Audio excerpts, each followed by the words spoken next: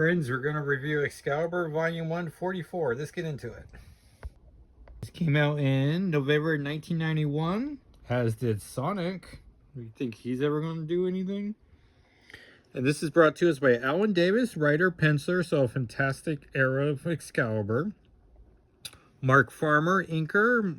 Michael Heiser, letterer. Glynis Oliver, who I love, is the colorist.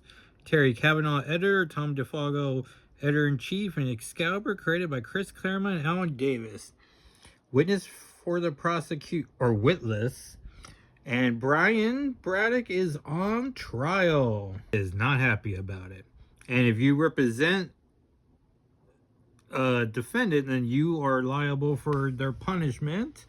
They are mad at him for lots of things, but mostly breaking Kurt's leg in anger. And so he deserves to be on trial. Representing the prosecution, this jerk. So you can tell who's the good guys and the bad guys. This lady, if you pick a flower, it's considered an act of gross brutality.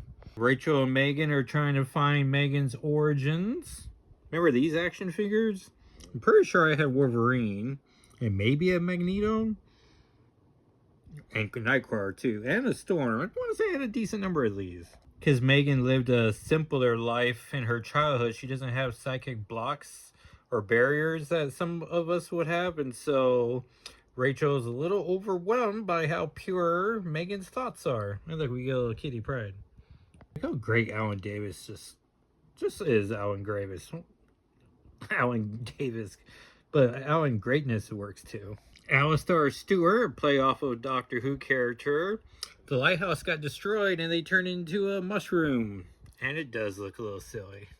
Hey everyone, it's Nightcrawler, Kitty, and Lockheed, and Widget, which is also Kitty. It's complicated. And there's his broken leg. Stupid Brian. Anyways, Stewart has a mission in Ireland, and he was hoping to invite Rachel, but she's off helping Megan. And poor Kitty says she would take her place, because she has a bit of a crush on that guy, but he has a crush on Rachel. Oh, comics complications. Kitty takes off to pack, and she does pack quickly. The Technic are fighting, and they're off. Kylan, who we've been teasing over the course of a couple issues, and they're on Earth 148, known as E-Earth. And Kylan's awesome. Megan remembers a childhood friend, so they go visit her. Rachel puts on clothes more appropriate for a house. Megan's friends with them as this kid. Their son was friends with Brian when he was a kid, and the son died sadly, and they tell her about a fortune teller who might be able to help Megan out. This page, if you're a fan of the Gosh Golly Wow podcast, which you should be, they talk about this at length, where this lady wants to touch Nightcrawler's fur, and we get confirmation it feels like blue velvet.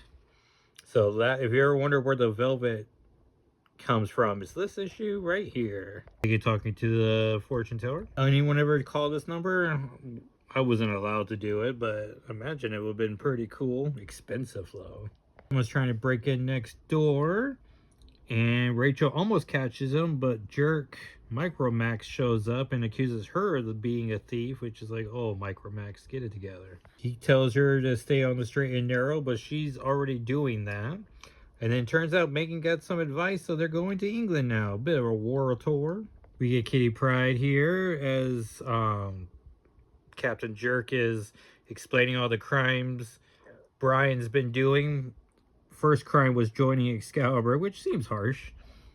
Brian releases Linda from being his prosecutor or defender, and immediately decides that he doesn't recognize the council anymore, and so they sentence him to death. So there you go. I do love a cool meter. So it works as a time capsule. Now it starts with Julia Roberts, Adventures of Captain America, the Fox Network. That doesn't age well. Dinks, the double income, no kids. Child TV stars in prison, Paula Abdul, Bananas, Diplomatic Immunity, Motorcycles, Tiny Toons Adventures, love that. Marrying Millionaires, 70s rock groups, Total Lunar Eclipses, Marvel Fanfare, which is always great. Country Western music, Rick Dees, who I don't remember, lip singing, always popular. Goatees, tube socks, flea markets.